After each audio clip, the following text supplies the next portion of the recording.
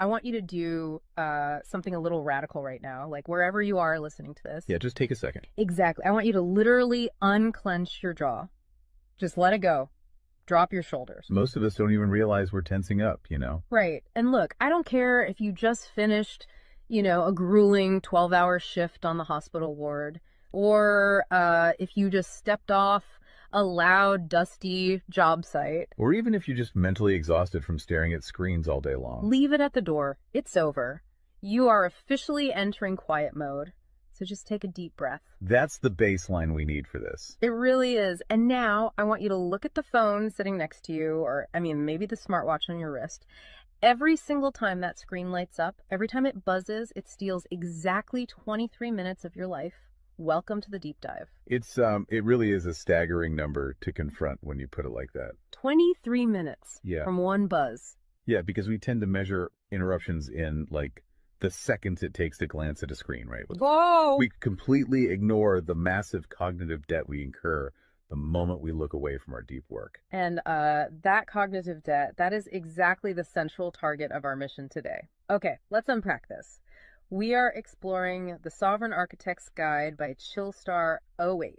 Specifically, episode 6, which is titled Deep Work Dynamo, How to Finish Your Week in 4 Hours. Right. And if you remember in our last deep dive, we talked about installing drawing those boundaries and reclaiming your personal space. But clearing the space is just step one. It actually reveals a much deeper, much more intimidating problem. Yeah, the void. What are we actually supposed to be building in that silence we just fought for? Because if we don't have a blueprint, the noise of the world is just going to rush right back in to fill it. Oh, for sure. We have this natural horror of a vacuum. The second our schedule opens up even slightly, our instinct is to pack it with activity. We just have to be doing something constantly. Exactly. We are culturally conditioned to equate motion with progress. Yeah. But Chillstar 08 introduces a really brilliant distinction here. She talks about the trap of idling. I love this concept so much. Think about a car engine, right? Mm-hmm.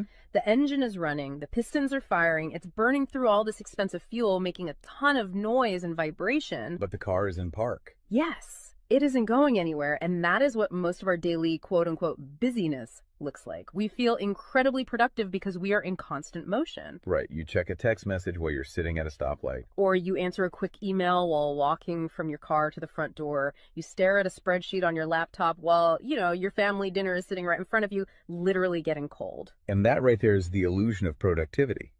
You end your day feeling physically and mentally depleted because you were constantly doing something. So you didn't actually do anything that matters. Exactly. If you step back and evaluate your legacy, the deep, meaningful work, the art, the business strategy, the relationships. Right, the relationships that actually move your life forward. None of it progressed. You spent 8 hours idling. You were everywhere, which means you were truly nowhere. Man, that hits hard. And this brings us back to that terrifying 23-minute statistic from the research she cites.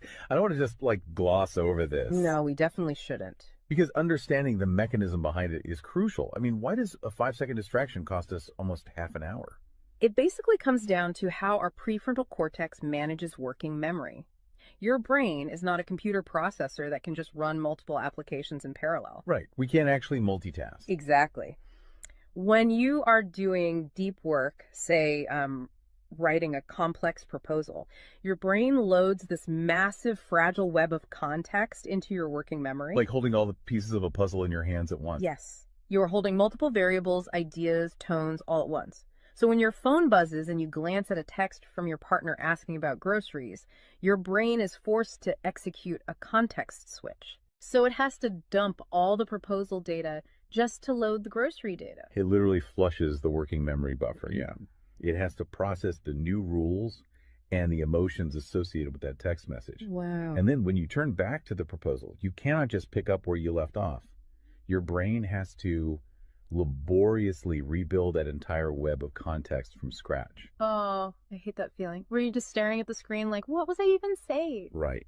It has to retrieve the thread of your argument. Remember the tone you were using, recall the variables.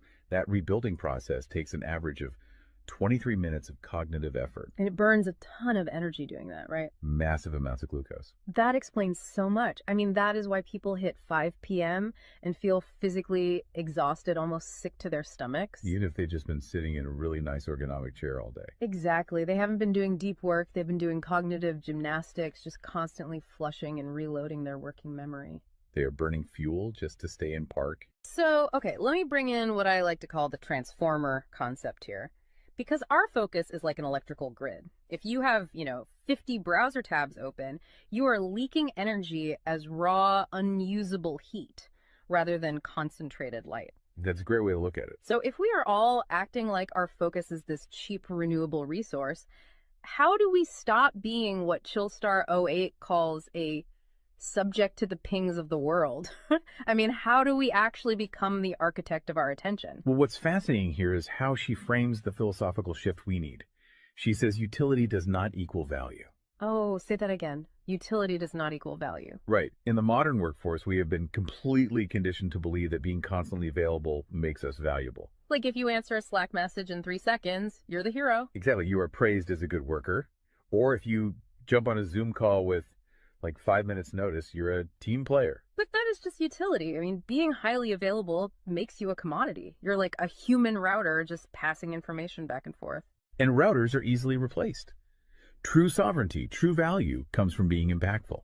You simply cannot make a deep, lasting impact if your attention is constantly fractured by the agendas of other people. Yeah, when you operate like that human router, you are spending your finite, precious Mondays executing someone else's script. You're a subject to the pings of the world.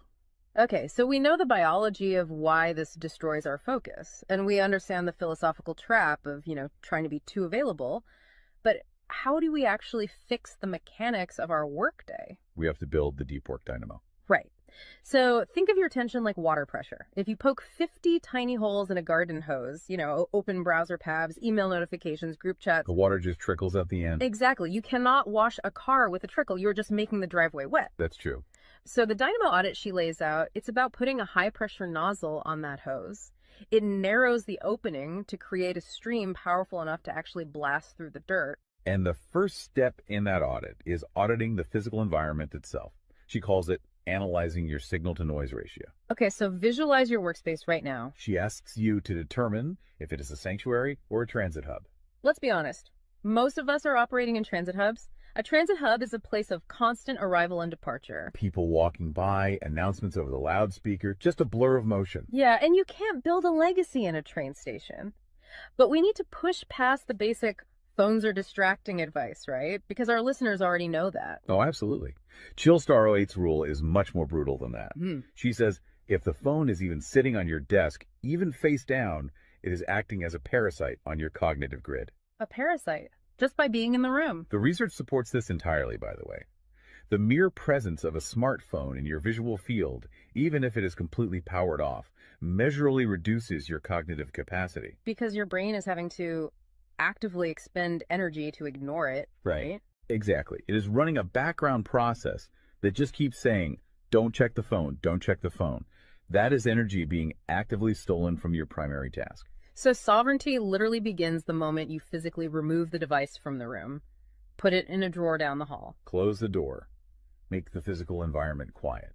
But okay, let's say you've done that. That doesn't stop your own brain from creating internal noise, right? Like trying to juggle 5 projects at once. How do we fix the internal wiring? That brings us to the second pillar of the audit, which is the batch wiring rule.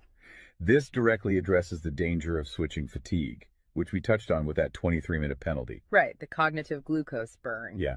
When we attempt to multitask, like writing a creative brief, then pausing to check inventory levels, then answering 3 customer service emails. And then trying to go back to the brief. Right. We are grinding our mental gears to dust. We are switching between entirely different cognitive states. Because creative writing uses a completely different part of the brain than calculating inventory, obviously. They require entirely different operating frequencies. So the batch wiring rule dictates that you must group similar tasks together based on their cognitive load. Okay. And you do not switch the current until that specific type of work is completely done. You do all your deep analytical thinking in one high voltage And burst. then you save all your reactive administrative stuff for a separate lower voltage block later in the day. Precisely. It's all about staying in one gear. Like if you are driving up a really steep hill, you don't constantly shift between first gear and fifth gear. You lock into the gear that provides the right torque and you just ride it out. That's a perfect analogy. But okay, here's where it gets really interesting. This leads to the third pillar of the audit, and this is where I actually need to seriously push back on the source material a bit. She calls this the zero access window. Ah, yes. This is usually where the resistance starts for people. Because it sounds impossible for a normal person. She says you cannot just plan to be focused, right? You have to legally schedule it. You have to lock in one sovereign hour. Yeah, 1 hour where you are legally dead to the outside world. No boss, no family, no, hey, do you have a second for a quick question? Just you and the blueprint. It's extreme, yes. But let's do a reality check here. I mean, I see how that works for a solo digital entrepreneur or a freelance writer. But what about someone whose literal job description is to be available? Right, like an IT support specialist. Or a floor manager or a nurse on a ward or even, a parent at home with a toddler. How do they justify just vanishing? It feels like this advice only applies to a very specific, privileged type of worker. That is the most common and, frankly, the most valid hurdle to this entire system. But we really have to look at how the principle scales, and we have to look at the internal psychology of the worker. Okay, walk me through that. First, let's address the context of Chillstar '08's own life. She is not some solitary monk living on a mountain. She is a wife, a mother, and a grandmother. Oh, wow. Okay. Yeah, and she runs a luxury travel agency and a digital marketing business. Her entire professional and personal life is built around communication and client management. She probably receives hundreds of legitimate demands on her attention every single day. So she is really in the thick of it. She isn't just speaking from some ivory tower. Far from it. She implements the zero access window because of those demands, not in spite of them. Now, for the IT manager or the nurse, obviously, you cannot vanish while on active duty if your role is acute response. Right. You can't ignore a burning server or a patient monitor. Exactly. But the principle applies to the deep work surrounding the active duty, the scheduling, the charting, the strategic planning. Even in highly reactive jobs, there is legacy work that gets pushed to the margins. That makes sense. And the challenge isn't just logistical, it is deeply psychological. It's the internal guilt, isn't it? Yes, exactly. People feel like bad employees or bad parents or bad partners when they set a hard boundary. Yeah. We tie our entire self-worth to our responsiveness. We think, if I am not instantly available, I am failing them. Man, that is so true. We feel guilty for taking an hour to ourselves. But setting a zero access window is not about neglecting your family or your team. It is about condensing your high level work into massive, high impact bursts of energy so that you can actually be present later. Wow. Okay. Consider the alternative.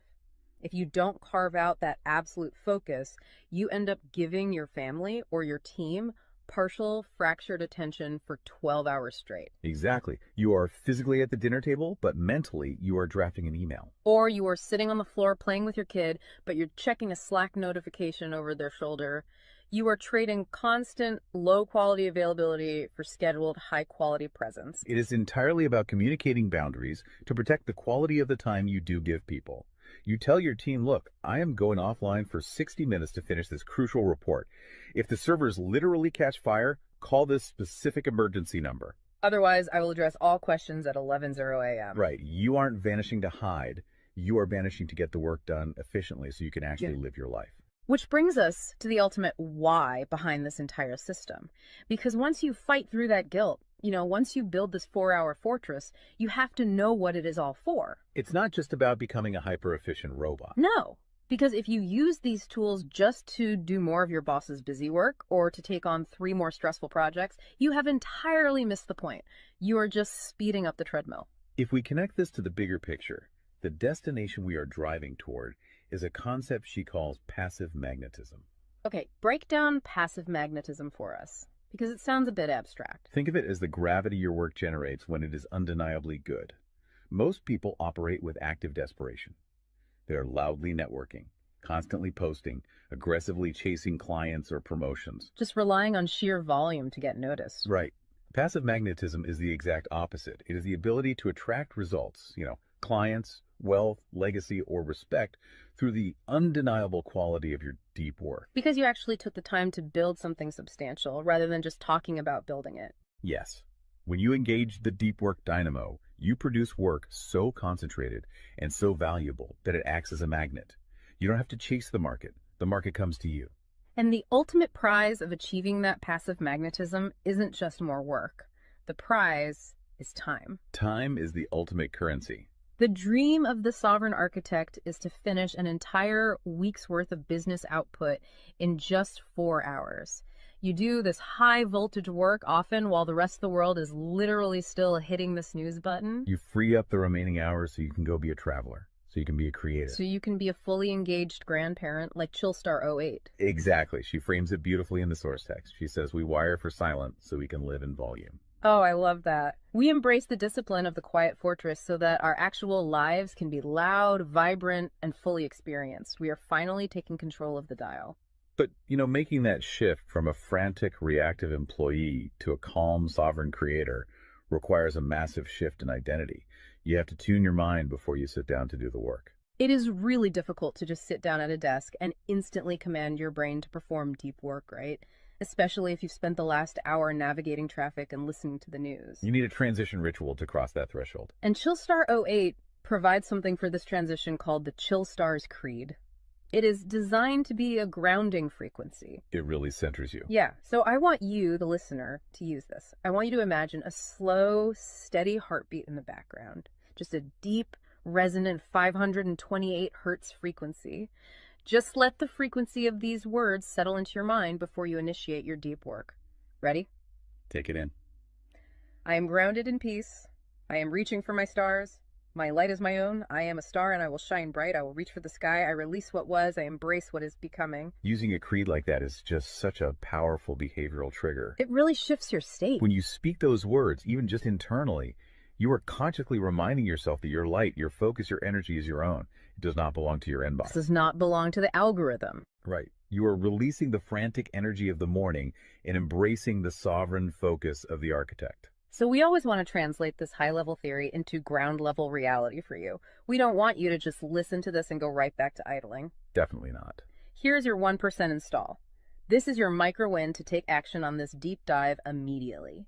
Tomorrow morning, before the world starts demanding your attention, before you check a single news site or open your email, I want you to set a timer for exactly 60 minutes. Put your phone in another room entirely. Yes, physical distance. Do not open any extra browser tabs. Pick one legacy task, just one, and flip the switch on your very first sovereign hour. And be prepared for it to feel incredibly uncomfortable at first. Your brain will crave the dopamine hit of a notification. Oh, you will feel an almost physical itch to check your messages. But if you can sit in that silence, if you can endure that initial friction, you will watch the dynamo start to spin. You will enter that flow state, and the old blueprints of hustling and grinding will be completely burned away.